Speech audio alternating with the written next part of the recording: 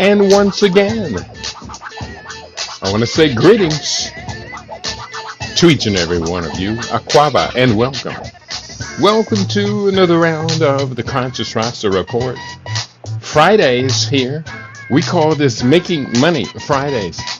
We get together with you, and actually second and fourth Friday of the month, we get together with our co-host, Dr. Steph, from the author of the book, Show Me the Money. And we look at what is happening in the world today. We look at economics, entrepreneurship, small, medium-sized business development, all areas of interactivity and development. Today's date is Friday. It is the 24th day of January 2025 in the Western calendar. This corresponds to the year 6265 in the Kemetic calendar, to which we have realigned our cultural clock. Welcome to the 7th millennium. Before we bring on Dr. Steph, before I introduce the program, let me just let you know that today is the 55th day of our 56-day long stem cell rejuvenation class. And let me tell you, this has been the most amazing journey, and I cannot overemphasize this point. We have discovered a very, very real fountain of youth. And with this fountain of youth, we aim to do the best we can to free as many people as possible,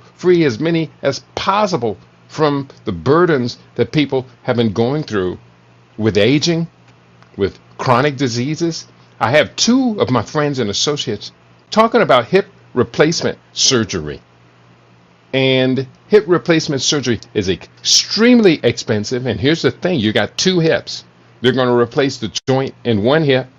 If you do not change your behaviors, what's going to happen to the second hip, to the knees, to the elbows, to the shoulders, all the other joints? Yeah, that's what I'm talking about. We have a methodology that is natural.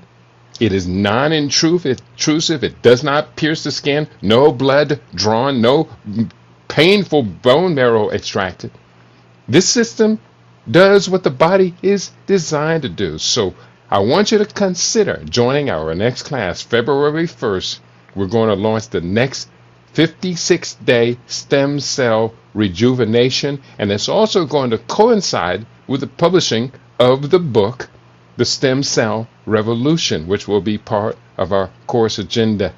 Let us get into our studies for today. Let me introduce the topic, and then I'm going to bring Dr. Steph onto the stage because she's got some good information to share. Today, our theme, New President, Plan to Profit, with Dr. Steph.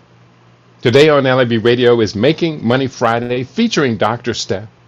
With the inauguration of the new old President Donald Trump, there have already been major changes. Without going to Congress, but merely using the authority of, quote, executive orders, unquote. As of January 24th, 2024, Trump has signed over 200 executive orders. This includes 26 executive orders signed on his first day in office, which covered a wide range of topics such as national security, immigration, and energy practices. Additionally, he has rescinded several executive orders and actions from his predecessor, including those related to Cuba and other international policies. One might ask how small and medium-sized enterprises can thrive in such an environment of the concentration of wealth and power. Today, we turn to our own Show Me the Money co-host, Dr. Steph, for insights, opportunities, and pathways to empowerment. Dr. Steph, what an honor and a pleasure it is to be with you. Welcome to the new era of Donald Trump 47. Hey, thank you. And thanks for having me. I'm always happy to be here. But I'm really excited again about today's topic. I think it's a great opportunity. And that's what we're going to focus on, are the opportunities that are presented in light of, the state of the administration. Marcus Garvey had a famous quote that I frequently return to. He said, and I'm paraphrasing, until his back is pressed against the wall, The black man will not know his true worth. Well, I'd say that goes not just for the black man and black woman, but for the larger community, especially those of us from the working class, the middle class, struggling just to stay ahead of all of the other duties of just living in a sophisticated society. Our backs are being pressed against the wall. Now is the time, Dr. Steph, to show our true worth. Well, it's really about recognize, a lot of times people wait to the last minute. The tea leaves have already, the signs have been there. And Mm-hmm. sometimes folks lack vision, right? They That's can't right. see a possibility until it's already manifested. And it's that mistake that really causes a lot of what I call Groundhog Day over and over and again experiences, because if you keep doing Mm-hmm. what you've been doing, you can't expect a different outcome. And so if it is that you've been following a system, going to you're doing all of these things and you're consistently producing those types of outcomes, at what point do you stop and say, wait a second, I'm running, but am I even running in the right direction any longer? I'm on the treadmill, but am I even Mm-hmm. doing the right exercise that I should be doing to accomplish the outcome? It's all of those kind of, okay, I have to hit a fork in the road. I can't go forward any longer. I hit the wall, the fork in the road, that now I have to stop and determine, is it a left turn or is it a right turn? And it's all about Mm-hmm. how you evaluate that fork in the road that you've now hit. And I think that that's the awakening that people need to have, is that, okay, you've hit a fork in the road. Do you go left or do you go right? To the left is, I'm going to lean into the problems and be focused on what I see are the problems. Or do I turn right and I look for the opportunities? Because every problem presents an opportunity. Yeah, that's an excellent point that you make. And now we are challenged on so many fronts. Without going into, because I did, and I'm going to do a separate program, I did pull this long list of executive orders that have been signed by Donald Trump 47. But I want to hear some fresh perspective. You're obviously seeing this as a position of opportunity, and as far as I know from Dr. Steph, she has never shied away from challenging opportunities. So, what are you hearing? What are you seeing? What are you envisioning that our listening audience can get excited about? So I talk to people and I lead, especially in our organization, with mindset. And oftentimes people think that I'm just saying something, mindset, mindset, mindset, but your mindset is what produces your living experiences, your mindset. It's the perspective that you take about the information and how you process and evaluate that information. And then, based upon that process and evaluation, how it is you find yourself informed, and then the decisions that you make. So, for me personally, as an entrepreneur, I've been an entrepreneur. I had my very first business at 18 years young, where I won a contract with the California State Library Association by going through a formal RFP process, which seemed, you know, um, a little advanced for an 18-year young person, first year college student. But I successfully did that, right? And so I kind of started business believing that I could do whatever was required and necessary to succeed in business. At the same time, I understood that part of being in business is to understand the political process, because the political process, the regulatory environment that your business operates within, it's necessary for you to understand what the so-called rules of engagement are, if it is you're going to run a successful organization. And when you think about that process of building a business is dependent upon labor, it's dependent upon access to materials, and it's dependent upon access to capital. And when you think about all of those things and how regulatory environments influence access to those things, that's really the lens that you should be focused on. You can't allow your business to be like a boat out to sea without a rudder, that every time and a political administration changes, your business changes. You have to be able to set a strategy that will prevail irrespective of what administration is leading the charge in the environment where you're operating your business. So if your business is only based within the United States of America, and if you're only doing local market business within your city, then the people that you want to be most aware of are the people that influence the regulatory environment where that business operates. All right. Because those are the people that are going to control how you exist. And that's then where you would correlate to what Kitty is referencing, these various executive orders, and how these various executive orders influence the people that Mm-hmm. access to, who provide me with materials. Are there going to be constraints if there are tariffs issued and I have been receiving my materials from some of these new now material suppliers, and the cost of those materials potentially may increase? How do I handle that particular reality, and what is the strategy that I should have in place, right? Okay, I That's have an right. answer to that. I'll come back to it because it's literally, I was having, actually, I won't, I'll do them together. So I was Mm-hmm. having a conversation with someone who is in the process of putting together several promotional products for a business situation. And he literally said, I can't make any decisions with my manufacturing because I've got to wait and see what happens with the US if the US issues tariffs on this particular manufacturer, because I'm looking in China. Mm-hmm. And I said, okay, all right, well, that's one way. That's one way of approaching the Mm-hmm. situation. But for me, here's how I would look at the same situation. Where else can I set up a distribution hub for my product that is not in danger of being involved in a tariff? What other manufacturers can I get? Why am I just looking at China? Why am I not engaging with African-based manufacturers?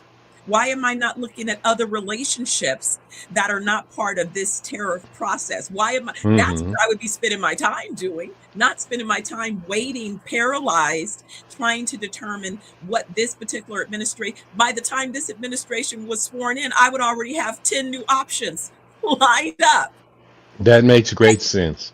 right? So that's what I'm talking about as it relates to perspective. Next thing, labor. If it is, again, the regulatory environment is going to change, and the access to immigrant labor is possibly going to be, again, dynamic and shifting, and my business depends on some of this labor, what are my alternatives? Why am I laying here waiting for, death? I'm just willingly laying. No. What else can I do? We have a global Mm-hmm. marketplace out here. Who else should I be sourcing talent from? What other relationships can I create and cultivate? There's talent all over the world. This is a global marketplace, right? Yeah. So it's like people with jobs knowing that the company is going to be laying off. Like, all the signs are there. There's been Mm-hmm. several quarters of poor returns. And that means that at some point, labor is going to be cut, because that's the most expensive investment that organizations make. Because not only does an organization that's providing you with a salary, the cost of providing you with that salary on average is about 30 additional percent. So That's right. although you don't see that 30%, that's what I, as an employer, have to pay for having you. I have to pay payroll taxes. I have to pay workers' comp. I have to pay other things just to be able to hire you Mm-hmm. as an employee. So if I want to reduce my operational costs, the first thing I'm going to do is cut some bodies. Mm-hmm. So yes, is AI going to replace functions that can be automated? Absolutely. The tea leaves are there. So what should you be doing? What you should be doing, instead of thinking that you can take your job and go and create a business with your job, you can't. That's not going to work. What you must understand is how to identify market problems that can be Mm. solved for a profit. Mm-hmm. Problems solved for a profit. Problems solved for a profit. So, what problems are there that are large enough that there are some other people that have the same problem Mm-hmm. are willing to pay enough that you can make a profit solving that problem? Mm-hmm. That's a great introspect into putting yourself in the context of what is the new reality. And the point that you make about those who become sovereign, autonomous, self determining, they're so motivated that they anticipate before the day of destiny. They anticipate that, yes, it's going to be a major change. Let me think about the options that I put on the table. So, when a person is doing this type of career assessment, self assessment, what are some of the tips, advice that you say people have to put on their, let's say, career survival bucket list? Absolutely. What you want to be able to do is, again, you've got a plan. Mm-hmm. If you don't create a plan, you're going to end up anywhere. And so, very early in my career, I followed a number of thought leaders. I made it my point to be a student of leadership. Why? Mm-hmm. Because I wanted to develop the skills and traits to be an outstanding leader in the organizations that I continue to develop and lead. So I invested, a lot of time in following other thought leaders, and there have been several things that have stood out. One of those early things came from Dr. Stephen Covey when he talks about you begin with the end in mind. And one of the exercises that he has suggests that you consider is if you were to be at your own eulogy and someone from your family, someone from the community, someone from your professional engagements, encounters, if someone spoke from all of those perspectives about your contributions or how you existed when you were Mm-hmm. alive, what is it that you would hope those people would say about what you have contributed to humanity? What have you contributed to your family? What have you contributed to the community? What have you contributed in business and economy? Right.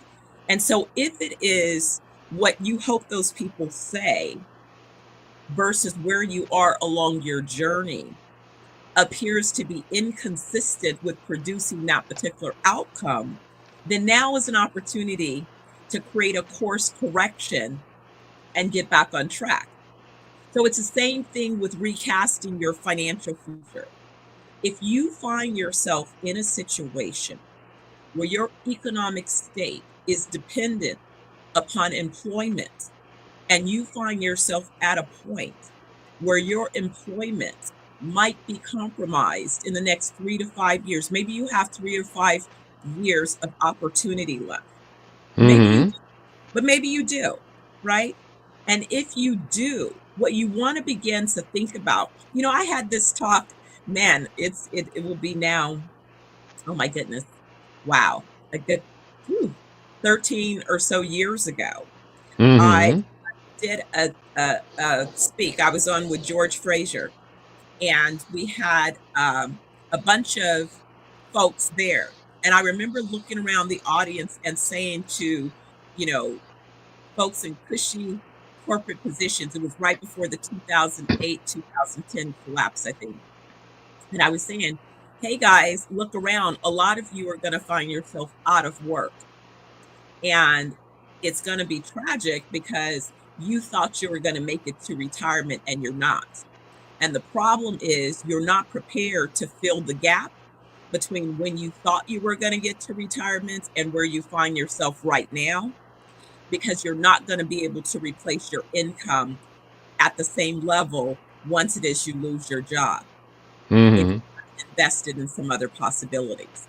And so I said, what you need to do is you need to provide some investable market intelligence to some others. So if you have small businesses in your community that have an opportunity to do business with the organization that you're a part of, you need to reach out and start training those businesses on what the business opportunities are within that organization.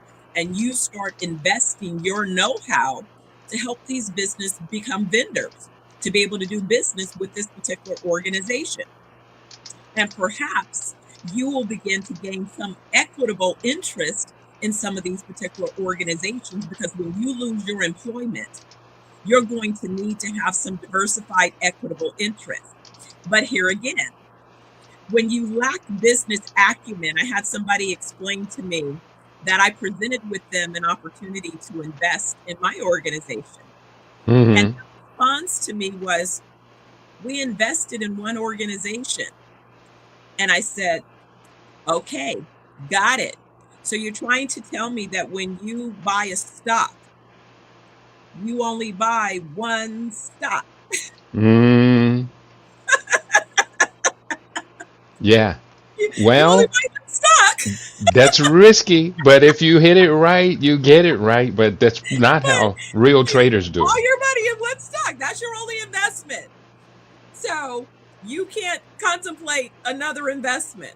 Like, you know, small investment. Like, you have money sitting anywhere, and you're telling me that you have money sitting somewhere that's paying you a return of X? No, you do not. You do not.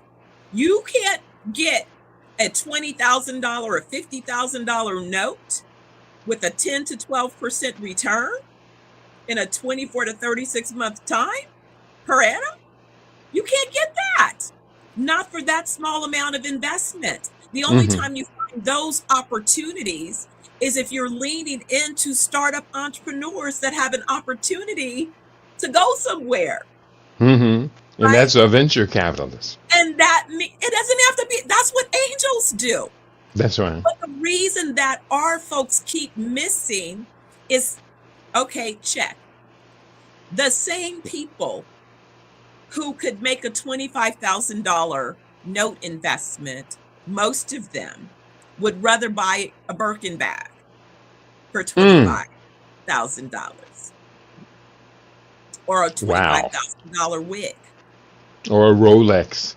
or they can't get a $25,000 Rolex. You know, our consumerism Mm-hmm. is excellent for the folks that have organizations that sell the products and the drugs that you consume, That's right. right? So Yeah. don't tell me that you have any concerns about politically the administration that's in charge. You don't. Because if you did, you would have a long time ago understood that you vote with your commitments in terms of how you allocate your dollars. That's right. I don't care if it's $5, but you can't stop consuming, and you don't understand the difference in the consumption, right? Commitments. You will consume products that are aimed at making you sick AF, and you'll do it willingly. Willingly. And you Yeah. will not consider $5 towards your well-being, or someone trying to help you see that it's a racket. You were That's talking about right. hip replacement. I'm sitting there Mm-hmm. saying, exactly. Somebody, I was in a bad accident, degenerative disc. I have healed that using my camera device. Mm-hmm. I made a decision that I was not going to be a pin punch for steroids and cortisol shots. That would be a no, a H no for me. Mm-hmm. So I address my diet, get the inflammation, get the toxins out of my system, activate my cells naturally That's so right. that they can regenerate faster. Eat nutritionally dense food, phytonutrients, right? So that Yeah, I you're can talking then about a paradigm invest. shift here. For many people, that paradigm shift is a challenge. But so don't sit over here crying over spilt milk. it's opportunity. Yeah. So this is one of those seasons where it's like I feel that what I can do is I can show you better than I can tell you. Yeah. I can You're show making you're making great sense. And really what you're talking about is a redirection of priorities in the real world. And this idea of consumerism as a handicap is something I think a whole lot more of us are going to have to start thinking about seriously. I'll just insert this note because this is about the time of the year when people expect this from me. Based upon the 2024-2025 holiday shopping season, during the months of November and December 2024, African Americans as a separate group, the nation as a whole, spent over $1 trillion in this bubble, which is above the yearly average. This bubble over $1 trillion in 61 days on holiday shopping. Of that percentage, $1,117,000,000 a day for 61 days of November and December was from African American people. And the problem is, Doc, 3 months later, we have very little, if anything, to show for it that's positively advances the wealth of this larger community. $1,117,000,000 a day. Your reaction? what can we say? Stupid is what stupid does, right? But Mm. you can't stop people. You cannot stop people. Listen, it's like the Willie Lynch letter all over again, because if I control your mind, I do not have to have you in physical chains. You will emotionally, intelligently continue to do what it is you've been programmed to do. So Carter G. Woodson said that same thing in his book, The Miseducation of the Negro. You're programmed.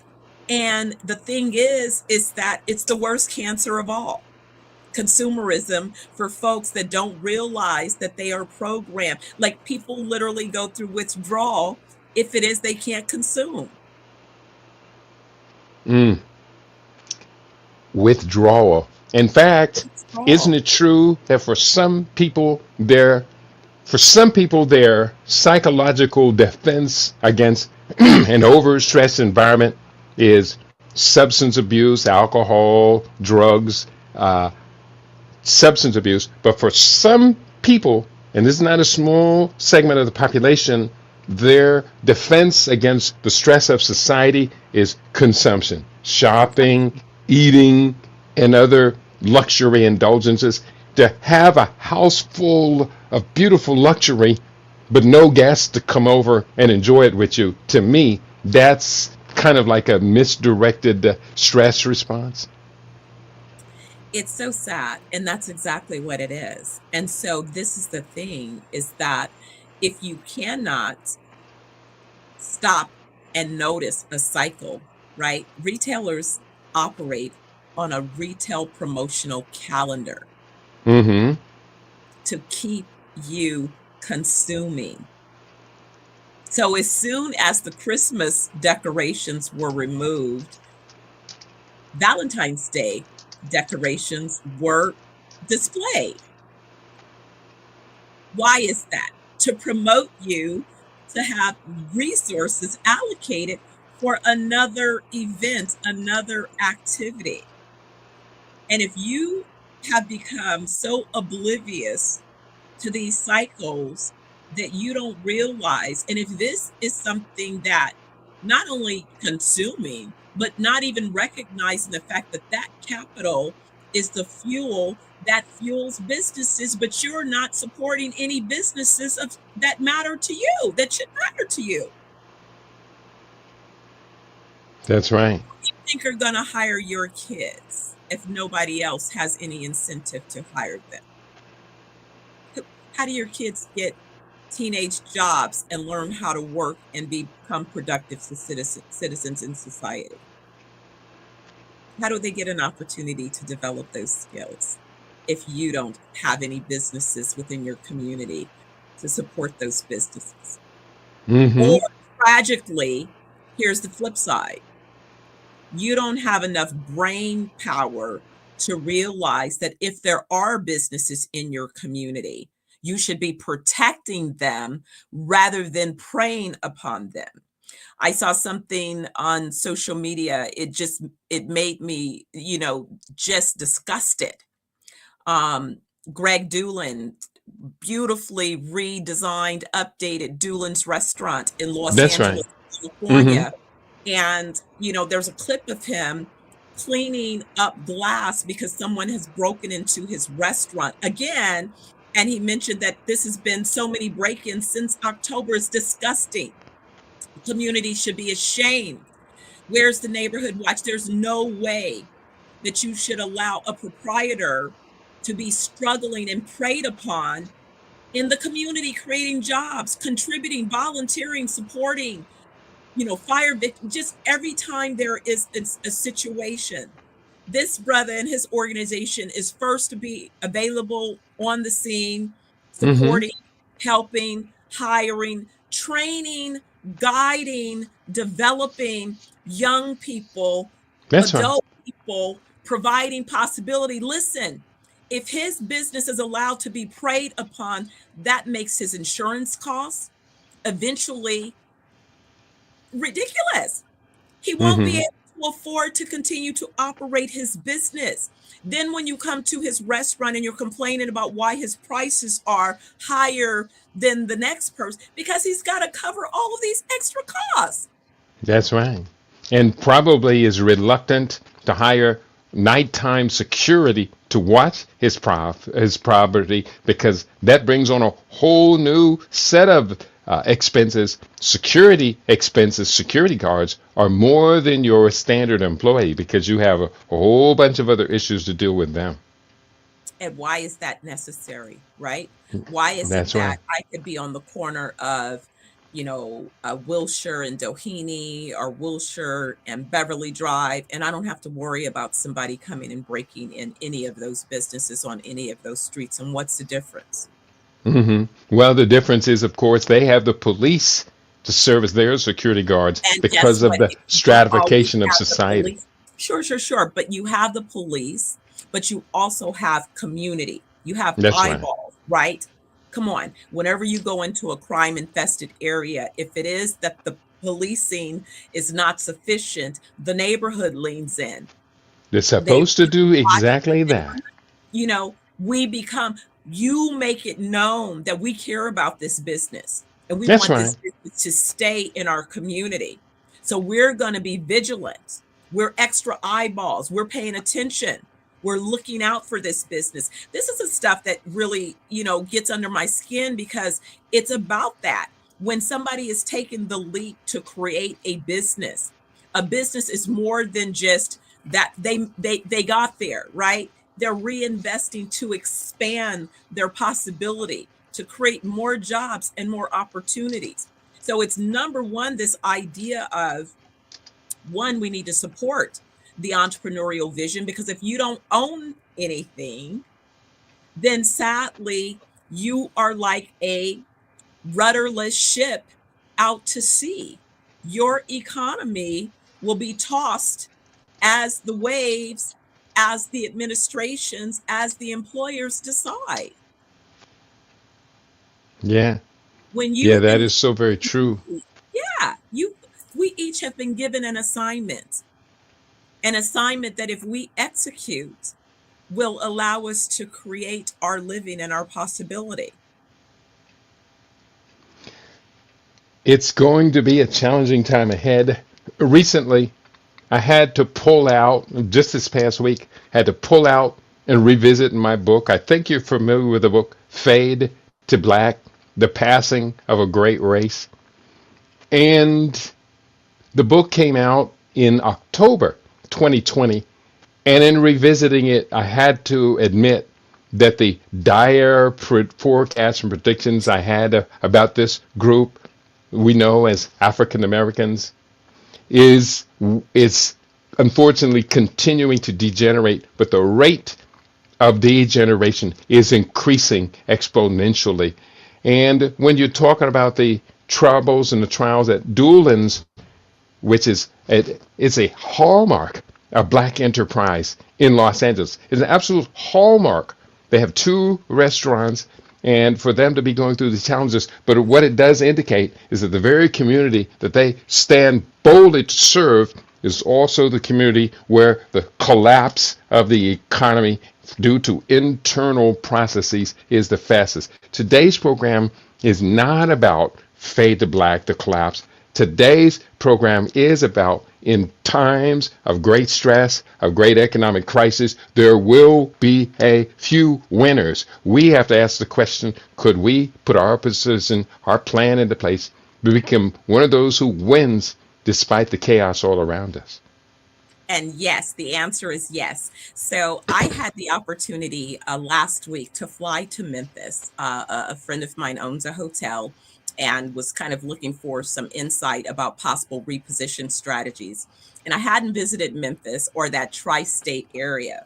But I was excited to go. I understand my family, my grandmother, they're from that area and I'd never visited before. So we get to Memphis and I go to Memphis. I had the opportunity to visit Arkansas and I had the opportunity to visit Mississippi.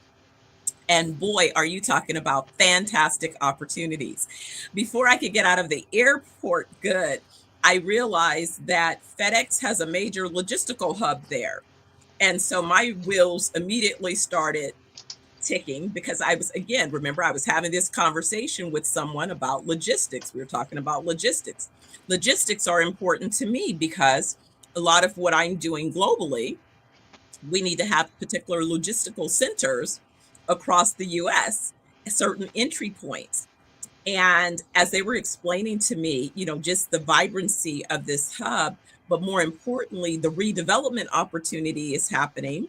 And so I told her, I said, listen, the first thing that we need to do when I'm in town is we must meet with planning so that I could hear about forward planning, future planning, what's happening that's not necessarily published yet. So she was surprised. She's like, well, the last time I met was a while back. And I was like, no, we need to meet now. So lo and behold, what had emerged in the last 6 to 8 months was that Elon Musk had started building a huge data center right there in the marketplace, right? And so, all right, my antenna is now really, really up because I'm going, okay, if Elon's playing in this area and I see huge opportunities in this area, then what can I do to play in this particular area? Because a lot of money and resources are going to be here in this area. Before I could get home, and then now this new administration is in, and they've committed $500 billion towards investing. That's going to get, I guess the push is going to hit, $1 trillion, right? The goal is to get to $1 trillion in terms of new investment and money coming in through these technology collaborations. But what that means is there are enterprise zones, there are opportunity zones across the country. That is an area that you should be looking for opportunity. Why do you look for opportunities in those zones? Is because there's a regulatory incentive to invest in those zones. And that means that there's money that wants to benefit from making investments in those particular zones. So if you understand, again, the people, what are the people doing? What are the migration patterns? Where are they going? Why are they going? What is available that they need? What is missing that they need? What can you provide for a profit? Well, if we look at these essential needs, there are the three majors that are always consistent that comprise about 67% of the average household expenses. Those are the need for housing, transportation, and food. According to the research that I'm seeing, all three of those are increasingly major challenges. Now, I'm not going to put the blame on Trump for this because under the Biden administration, all three of those areas saw very serious challenge of inaffordability for the middle class families. But that pressure on the middle class has been going on since the 1970s. We've tracked what is called the Gini Index, which is the equitable distribution of wealth within nations. And so, therefore, it kind of puts the pressure. We see where they are going, the billionaire class, the corporate class, the globalists, etc. We see where they're going. In fact, while we're at it, I take it that you got a chance to see the promo photo that I put out for today's program. Did you get a chance to see that? I scanned it. Okay, I'm going to share that on the stage here for just a second. And I want you had mentioned Elon Musk. This is the program promotion for today's show. Again, new president. Wait. Come back here. Don't you go nowhere. New president, new plan to profit with Dr. Steph. But I have this photograph down here in the corner, and I'm going to blow this up and have you comment on Elon Musk. I think that you can see that down in the corner. There's a photograph of Taylor Swift and Elon Musk on the day of the election, both of them with a very similar gesture, one that most sane people in public life would never allow a photograph to be taken of themselves with their arm outstretched like that. You see the image? Yes, I do. How do we put this into context? Can the billionaires that are now clustering around the second Donald Trump presidency, and who, in my book, Disaster Preparedness for World Wars 5 and 6, I declare that they are the antagonists in World War 5, the global war or the global elite billionaire class versus the workers, middle class. How do we reconcile the fact that these people have an agenda that quite often is separate from ours? Um, you've been forewarned. So now get busy, turn the page. What is it that you're going to do to impact your own economy? So you need to get strategically focused on, stop getting caught up in the distractions, and get 100% focused on what is your plan A. Your plan A is to establish some type of strength, some type of foundational strength for your family at minimum, right? And to the degree that you can strengthen your family's well-being, then you need to be extending out to impact the community that you're a part of. So that means Mm-hmm. collective economics. We don't have time to be focusing on let the pundits spend their time discussing and debating the propaganda and who did what and where are the profits, what are the problems that I can solve for a profit and now get access to capital that is readily available because the capital is going to these particular places. How can I move myself from existing in a position of defense to an offensive position of strength? How can I then reduce my economic requirements so that I can put myself back in a position so that I can create and cultivate some new possibilities? That is what people should be focused on. Mm-hmm. The reason Yeah. I don't invest a lot of my resources on consumption is because I'm investing those resources in creating the foundation for something that is going to then generate hundreds of millions of dollars. I could, Mm-hmm. but I choose not to, because I'm investing in building out technologies, building out infrastructure, putting together legal structures of entities, of assets, intellectual property portfolios, assets, because those assets are then what can be monetized,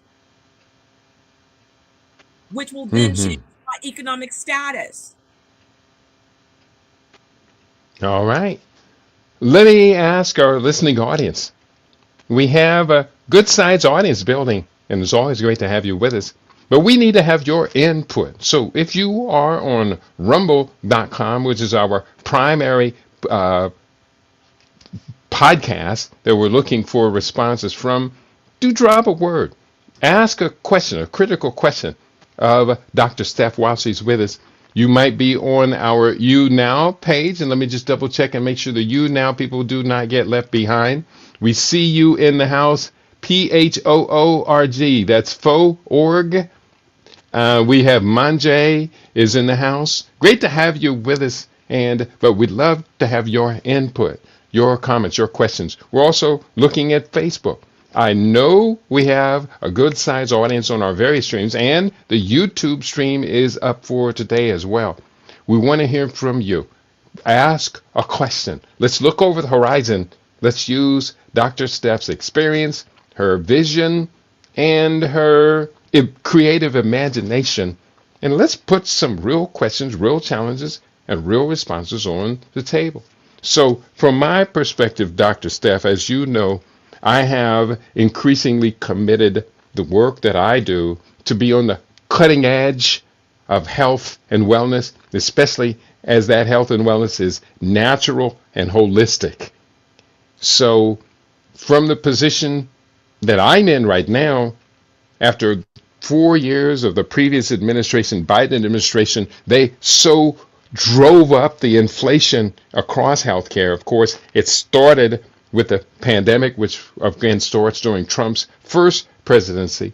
Well, of course, he resisted it, and we have to keep that in mind. He resisted that to the best of his ability, but it was overwhelming him as it did overwhelm all the segments of society. So from my position, does it sound wise, or any other further insights to start to position an alternative for the health and wellness consuming public, that you can get a better return on your investments if you go this direction we're talking about, holistic and natural, Absolutely. regenerative and preventive medicine? So guess what, Keely? Here's the kind of conversation that I would be having if I were you.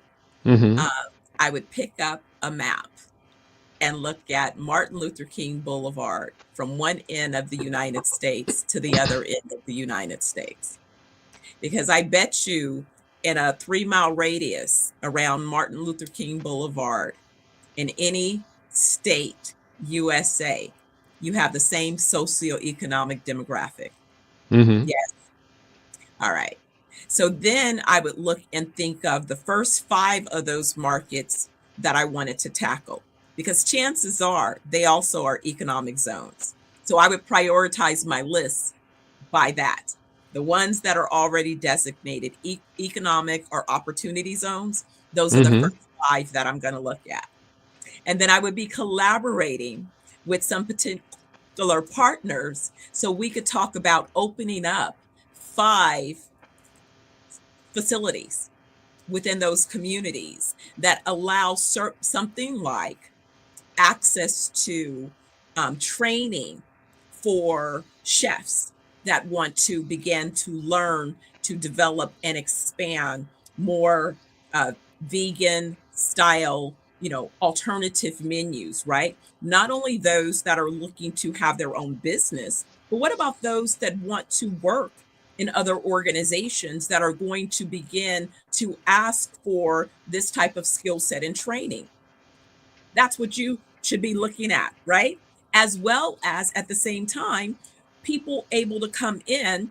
If Davita can open up in every community, aren't you the alternative to Davita? So why Mm-hmm. are you thinking any differently? Right? Mm-hmm. And again, I would again prioritize that list by MLK, opportunity or economic zone, and how close is a Starbucks or a Davita. And then And I that's don't recognize Davita. Is that a restaurant chain? no, Davita is the place where people go for the dialysis, and it's in any, it's like Oh, a liquor store. In every community that there are people of color, there's Davita. yeah.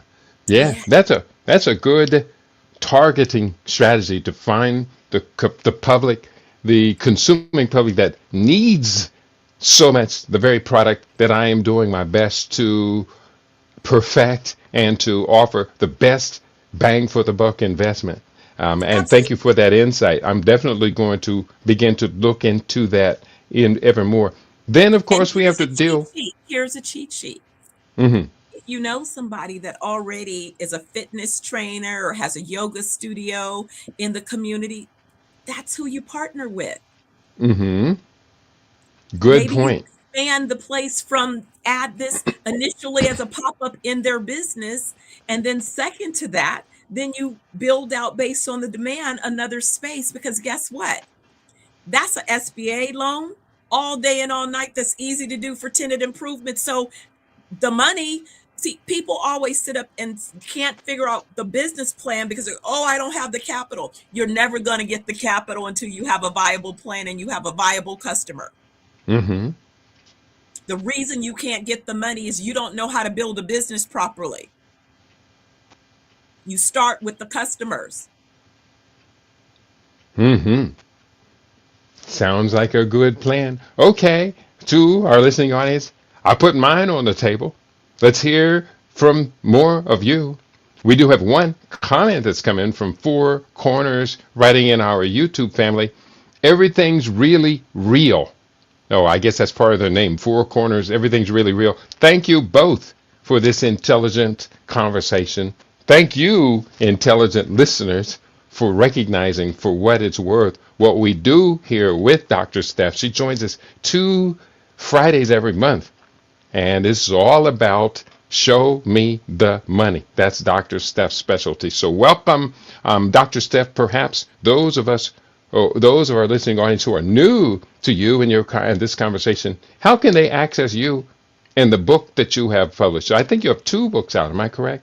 Well, actually, show me the money is perfect right now. Actually, Mm-hmm. it would be a perfect cheat sheet. In fact, I've been trying to decide if I'm going to do another training, and I think I am because right now, show me the money, the 9 P's to profit would be a Mm-hmm. perfect short guide to allow you to walk through these 9 particular P's and reposition your business for profit. It literally takes you through a methodology that I use.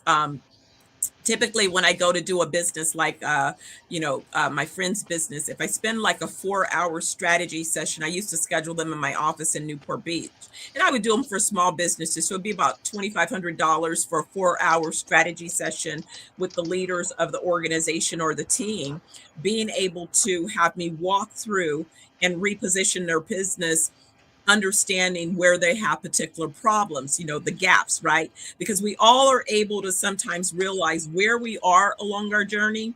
And oftentimes we may have some idea of where we want to go, but we don't always clearly see how. And so that's where I come in. I'm the how you get to where it is you want to go. And the thing is, because I was trained early in my career to be nothing but a problem solver. All I did was solve problems for Fortune 500 companies around their customer issues. Because if you don't have customers, you don't have a business. So the reason that I know about the psychology of consumerism is because I led it. I started off doing that, helping to understand what allowed a customer to be engaged with a product and for that product to become sticky in that customer's mind. I remember in college reading the book Plan Plate Orgy and understanding the psychology of not only the messages in the commercials and the subliminal messages in commercials and the colors and the tones and the music and all of those different things that are specifically designed so that you are, yes, addicted to these particular behaviors. They become more than just habits, they become literal addictions. And it's by design. And Mm-hmm. that fuels the sustainability of any organization. Any organization is sustained by its customers. So I got to keep you coming. All right. How can people get their hands on the book? Show me the money, the 9 P's to profit. So it's available on Amazon. Um, and if they wanted a digital, yeah, it's probably best to go there. It's on Amazon. Okay, I'll push that link up for our listening audience so you can have access to, excuse me, show me the money, the 9 P's to profit. And when they get the book, What are some of the things they're going to encounter that's going to inform, inspire, and excite them to the new possibilities ahead, especially in this time of a new president, new plan for profit? Absolutely. So the first thing, people think that I was just being cute when I called it "Show Me the Money," but that's really what I'm challenging to do. First, let's make sure that the business that you're operating still has a viable opportunity to be profitable. Right? So let's first do that analysis. Let's check out who our customers have been and what have been the reasons that they've been our customers. And are those same reasons still viable for them to continue to be my customers? Or should I be looking for a new customer segment? And what would be Mm. the variables to make this new customer segment my customer? Has there been shifts in technology? Have there been changes in customer experiences and expectations? Has my business kept up with the trends as it relates to the particular sector or space that I occupy? Do I have any catching up to do in terms of the value proposition that I'm offering my customers? And am I really delivering excellence? Because it does challenge you to evaluate the quality of your product or service. You can't sit up here and expect me to pay you or treat you like you're an A business when really you're an F or a D. You must understand from the customer's perspective what position your business holds in the marketplace and in their mind, because that's how they're going to engage with your business, is based upon that lens. So do you have opportunities to improve upon your customer experience? Can your staff be retrained? Can you remove some of the steps in your processes? Do you have redundancies that don't make sense? Haven't caught up with time? Are you still using a dial-up credit card processing machine instead of using, integrated systems? Boy, I can believe it. I still have an auto mechanic that's using a dial-up credit card processing machine. Like, what? Why? Why? Yeah, How? How? Can't true process that. card because it's too slow. It times out. Like, what? Why? Come on, people. Come Reluctance to change. Some on. of us get caught Still in old habits, handwriting. die hard. Still handwriting the estimate and the invoices. Why? Why? Creatures of habits. Yeah. Well, And now, hopefully his auto repair skills are better than his business management skills. exactly. But then Hmm. those same people wonder why, the business is exhausting.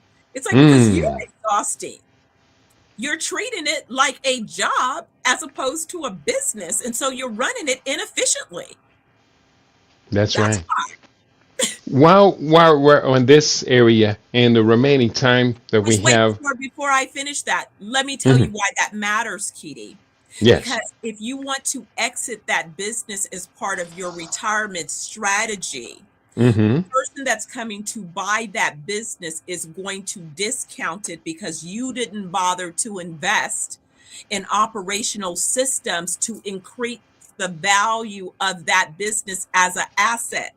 That's true. So it now doesn't have the value that a business with a CRM system and these integrations in place would get. That's why what I'm saying matters. Is I'm not saying it to poke at you and say that you haven't advanced, but I'm saying that it's like having real estate that you haven't bothered to maintain.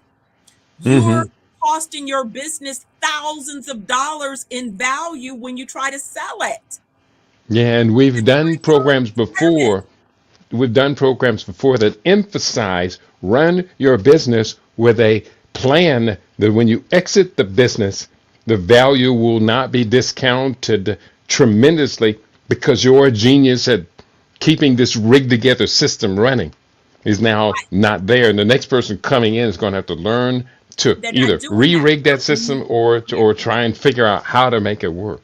which is why then you can't sell your business. And that's why Mm. then you end up liquidating the asset. And that's why you then don't have the retirement. And that's then why your kids think that I don't want to be an entrepreneur because, my parents suffered and struggled. And it's like, no, because your parent unfortunately did not continue to develop their expertise to become an effective entrepreneur or CEO of an enterprise, right? They still had gaps. Or do what other successful business owners have done is bring in their children when they become young adults to come into the business and especially bring in your fearlessness of technological innovation. Absolutely. It's Yeah, necessary. yeah, so very true. Um, Speaking of youthful technological innovation, there are so many people cashing in now on the new AI boom. I think that perhaps 50% or more of it is just hyperbole. People, it's like buying into a what they call it, multi-level marketing. You're going to always sell the product as the greatest product ever because the more you sell of it, the more money you get, although the product literally may be mediocre. With AI has a wide range of possibilities, some of them tremendous, some of them major setbacks. I'd like to have your perspective, your opinion on how excited our listeners should be about the upcoming AI marketplace. It all depends on your perspective. If you're looking at it from the lens of being an employee and a consumer, which often you are, then unfortunately you're threatened by it in many cases and you're wondering where you're going to see it show up in your consumer experience. I'm a business owner and I'm looking at creating operational efficiency across my global portfolio of assets. So, absolutely, what I've done is I always do is look at a new technology, evaluate where I think it has benefits and opportunities, and I begin to look at where I'm going to incorporate it along my value chain. Right. There are excellent ways that AI is available. I've been using AI. It's been very helpful to be able to, have extra eyes review. I'm doing contracts, documents, structuring, and all kinds of things. And AI is very helpful in many ways, to review information, all kinds of things. So I love it. And along our organizational, value chain, and even things like managing our supply chain, things like being able to put together smart, effective, efficient business contract, vendor relationships, all of those particular things. There's a number of opportunities. And so from the lens of an employer and wanting to have a more efficient organization, I would rather have AI and technology perform in roles that I can then put people in other more strategic functions where I need their brain power. I Hmm. need you to bring your intellectual capacity to the table. I don't need you to sit at your desk playing on the computer, half able to function. Most people can barely use the Microsoft Office suite that's been around for forever. Hmm. They have 10% proficiency because they can't focus on doing the job that they're doing because they're playing on social media, they're playing TikTok games. They know how to work all the games. And so then you wonder why you're being replaced because you're not adding value to my organization. I'm not paying you to play on the games. And because you're not leveling up your skills, then you're dead weight in my organization. So, yes, you will be replaced. Yeah, that does make sense. And so we are in our position now to begin to wrap up for today's program. We do have a comment on our Rumble page, and we welcome Queen Mother Kashiba to the conversation. She says to everyone out there listening, hit the like button, thumbs up for this conversation, and I do agree. Let's show solidarity. Let's collaborate, cooperate. Let's all build together, work together. Umoja, that's unity. Harambe, let's all pull together. So show the algorithms that Dr. Steph, Show Me the Money on LIB Radio is something that compels you to want other people to join us as well. As we're moving forward two things. One, how can people learn more about your enterprises, especially your health and wellness enterprises that expecting to launch and to take off this year? And also, people need to know the final inspiring motivational thoughts from Dr. Steph so they don't spend so much time being scared or terrified that Donald Trump is once again in the executive office in the commander in chief's desk. Hey guys, what I can tell you is every place you think that there's a problem, look at the problem from the other side. What is the opportunity that exists on the other side of the problem? We've got to recondition our minds. And guess what? Guess what? Anybody that's interested, I have been sitting on this. I've been thinking about it. I'm going to go ahead and go for it. I'm going to do an every Wednesday evening open mastermind on Zoom. You'll be Mm-hmm. able to jump in and participate for free. Bring your best questions and answers. I'm going to see how many takers. I'm going to help you address these problems that you don't necessarily understand how to flip into opportunities. It'll be an open forum and an opportunity for me to contribute in a way that I know I got you and I can Mm-hmm. help you see the opportunities. And more importantly, when we can identify opportunities that we can turn into profitable ventures, the money will follow. The money is Mm-hmm. there.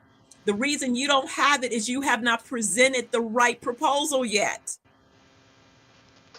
Yeah, that's true. That's going to be on Wednesday evenings. Can you give us a Wednesday. hint when and where to tune in?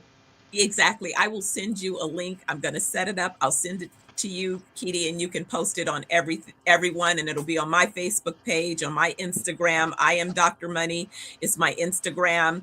I think I am Dr. Money on something else, and it'll be Naked with Dr. Money on YouTube. It's my channel. So I'll be broadcasting to my YouTube channel as well. And my website is drmoney.live. So it'll be through my drmoney.live, LIVE, is All where I'll right. get information. But let's, All right. let's take action.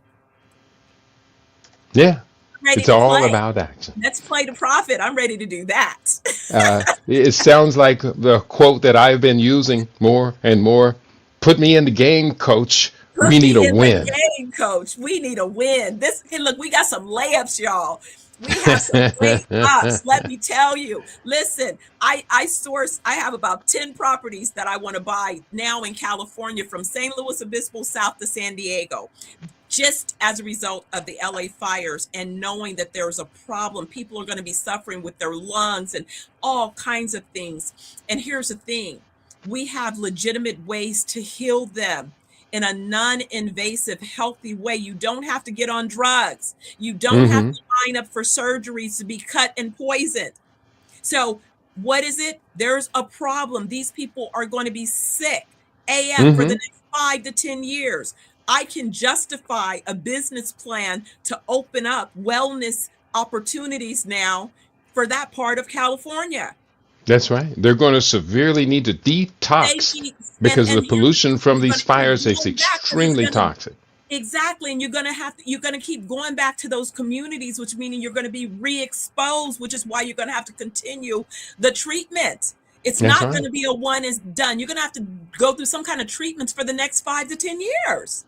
I say. Well, I look forward to getting the upcoming book in your hands. Um, in fact, I'll be seeing you here in the next week or so. I'll make sure you get a copy of Living Superfood Solutions. You've always appreciated the research that I've done, and much of the research that I've done is just for people like yourself who are what I call cutting edge leadership for the new reality that we are deliberate about. So, thank you, Dr. Steph, for being a part of LIB Radio, for informing, inspiring, exciting our audience. The change is coming. Now we have to be the agents of that change. We have to be the masters of our fate, the captains of our soul. Absolutely. No, thank you. I was I couldn't hardly wait. You saw me. I sent you the topic. That's right. early. So thank you so much. And, guys, feel free to engage, ask your questions. It's not every day that you have access to someone of my caliber and expertise. Hmm. It's not. I've been the secret weapon for many multi-billion-dollar organizations. That's That's why right. I'm not your household name, because they kept me as the intel inside. All right. Yeah. And I'm grateful you have never shied away from contributing to LIB Radio Network, Black Star Media. We are of mutual values, mutual insights, but an extension of the same core commitment to see the community advance, for which I am grateful, and I know you're grateful as well. Absolutely. Thank you all so much. And I can't wait to see you again soon. Let's get that All right. party going. I look forward to seeing you. I'll be seeing you in just about a week or so. We're going to get together and do the garden exchange. Keep that Yes. fire going. Yes, Awesome. absolutely. Looking forward to it. All right. Guidance and protection to you, beloved. And on that note, we're going to wrap it up as Queen Mother Kashiba advised us all. Make sure you do hit the like button, the thumbs up button on the broadcast, wherever you're listening to us from. Tell your friends to tell their friends. We have this available. This is the People's Academy. We are LIB Radio, LIB TV, livinginblack.com. We've got some wonderful classes. Tomorrow finishes our 8-week long stem cell rejuvenation class, and it was so incredibly positive. I knew it was going to be, and it even exceeded my greatest expectations. The people who joined the class, who followed the protocol, they're now talking about they feel 20 years younger after just 2 months, 8 weeks of changing their fundamental lifestyle habits. As Dr. Steph informed us, old habits die hard, but we always have to keep in mind that new habits form quickly. And we are about those new habits that contribute to our longevity, our healthy prosperity, our vitality, our regeneration. And on that note, I want to wrap it up for today. It's been a good day here on LIB Radio. I didn't even have to use my AK. So tell your friends to tell their friends. We have our own now. And we can be very, very proud of who we are, what we have, and where we are going with this future on LIB Radio or LIB TV and livinginblack.com. Peace, y'all.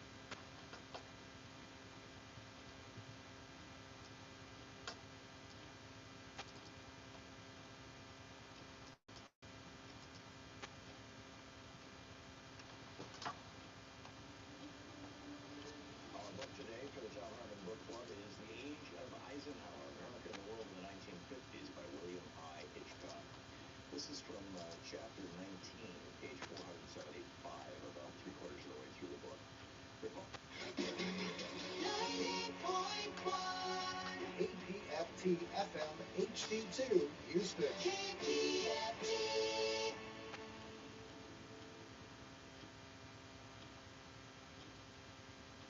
I'm Sabali, a longtime supporter and content contributor to Pan-African Journal, urging you to call now to keep local stories and radio on the air. Support Pan-African Journal in our efforts to keep you abreast of what's going on. Go online to kpft.org and make a $25, $50, or $100 donation. And please make sure to note in your donation that it's for Pan-African Journal. Hi, this is August. You're listening to Pan-African Journal. This is KPFT Houston. Stay tuned.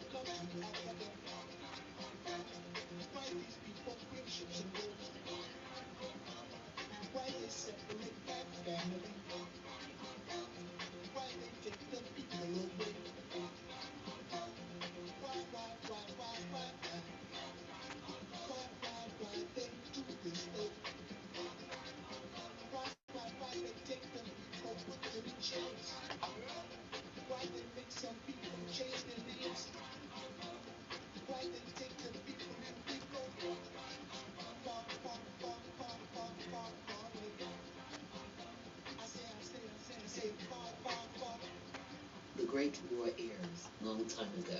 Good evening and welcome to Pan-African Journal. I'm Akua Holt. This is KPFT 90.1 FM Houston, streaming at kpft.org. In the entire African world, addressing how African people are participating in globalization, ways in which the rest of the world continues to exploit African resources, uncovering labor violations by corrupt politicians and Western government powers. Learn what's happening now in interviews with artists, activists, scholars, and a host of other experts each episode. Africa Now is also available on iTunes Podcasts, Google Play Music, as well as SoundCloud. Good evening, I'm Akua Holt, and welcome to Pan-African Journal. Up next, Bahima Sak, in a conversation with historian, scholar, activist, Dr. Mte Mawuzi Tangika.